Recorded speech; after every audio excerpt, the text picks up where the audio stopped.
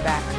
Even better. So there's an alarming discovery among the tens of thousands of children crossing the border. A small amount turn out to be members of a violent street gang that everyone in this country would do well to be more aware of, because they have many members who are in this country as well.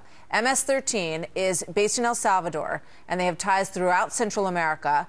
They often target kids in middle and high school, forcing them to join their ranks, and they are extremely violent. Katie Pavlich is the news editor of townhall.com and a Fox News contributor. Katie, you wrote a piece about this for townhall.com.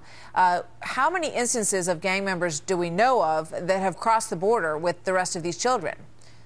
So, Martha, we're specifically referring to the Nogales Border Patrol Processing Center, and this week an executive summary, an internal executive summary from that processing center was obtained by us, and it showed that they found 16 unaccompanied minors who just happened to be MS-13 gang members. The majority of them were from El Salvador. There was one from Guatemala and another from Honduras. They were discovered after they put graffiti with those kind of gang signs on the bathroom stalls inside the facility. And after a line of questioning from Border Patrol agents, they admitted to engaging in acts of torture and murder in their home countries before heading north to the United States. So what happened to these 16? Wouldn't they be summarily sent back immediately?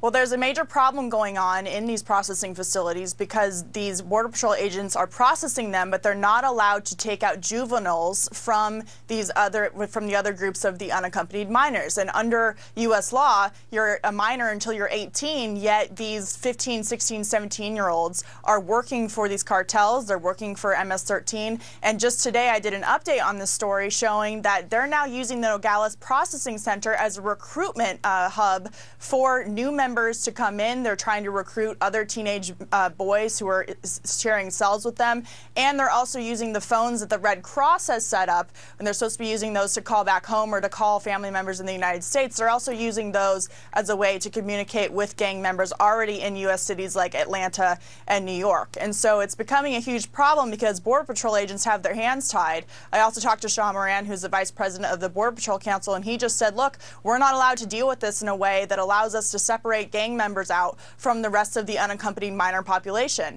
And again, I want to stress, they're recruiting other members inside this facility now, and there's not a lot that Border Patrol can do about it. And obviously this is a vulnerable group of kids, some of whom are traveling without their parents and who may be very susceptible to being pulled into a gang like this. But I would think Homeland Security, and we spoke with Chairman Mike McCall yesterday, and he suggested that there was a concern about some of the teenage level children that were coming in.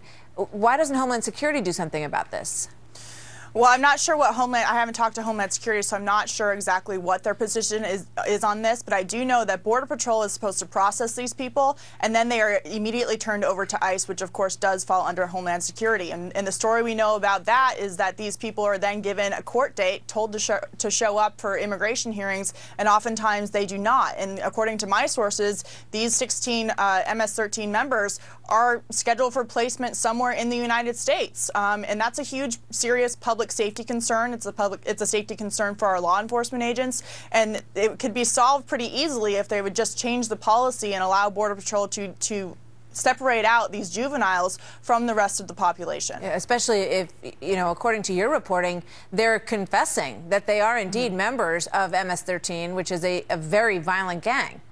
Yeah, it's one of the most violent gangs we have, definitely in North and South America, but I would say in the world. And they partner with cartels. They know exactly what they're doing. One agent described them to me as teenage enforcers. So the issue here is, sure, we have lots of minors coming over, but we have to be very careful about the definition of minor, because these 15, 16, and 17-year-olds know exactly who they're working for, and they know that they're supposed to be recruiting more people to come into that criminal organization. It seems like an issue for FBI as well, because they have defined this group, they've targeted them, they have gone after them, and they should be very concerned as well, I would imagine. Absolutely. And should be in touch with the people at Nogales to find out what's going on.